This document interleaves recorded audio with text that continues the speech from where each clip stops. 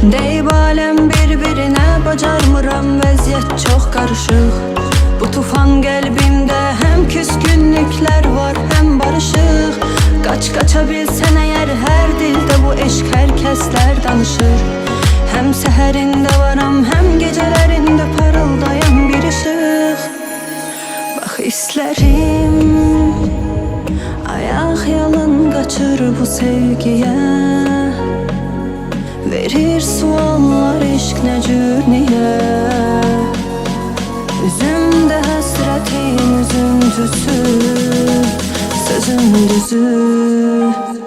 Ona görə mən səninlə keçən ömrümün bütün günlərində səni alına yazdım. Həsrətinlə yanıb hisslərimlə səni qəlbimin içinə dərinə qazdım. Bilmədim ki nədir dərdinin səbəbi, ayrılıqdır nədir. Nəyimə lazım sənsizlik, nəyimə lazım sənsizlik.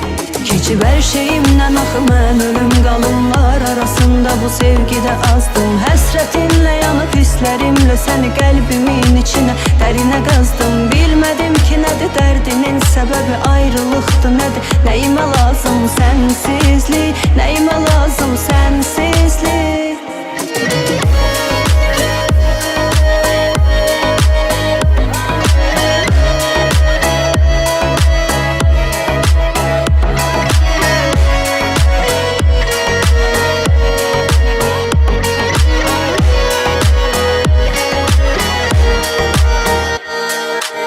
Mən bu eşqi sənə verdim, tək ikimizə bərabər ya da bölüşdüm.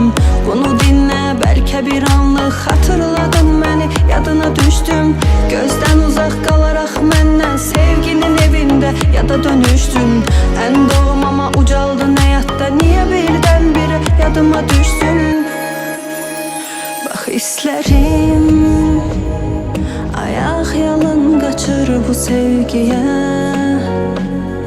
Verir suallar eşq nə cür niyə. Üzümdə həsrətin üzüntüsü, sözün düzü.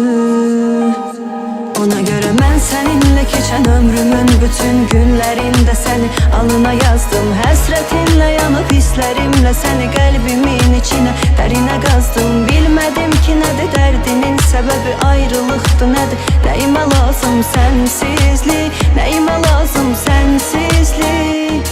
Keçib hər şeyimdən axı mən ölüm qalımlar arasında bu sevgidə azdım. Həsrətinlə yanıb hisslərimlə səni qəlbimin içinə dərinə qazdım. Bilmədim ki nədir dərdinin səbəbi, ayrılıqdır nədir. Nəyimə lazım sənsizlik, nəyimə lazım sənsizlik.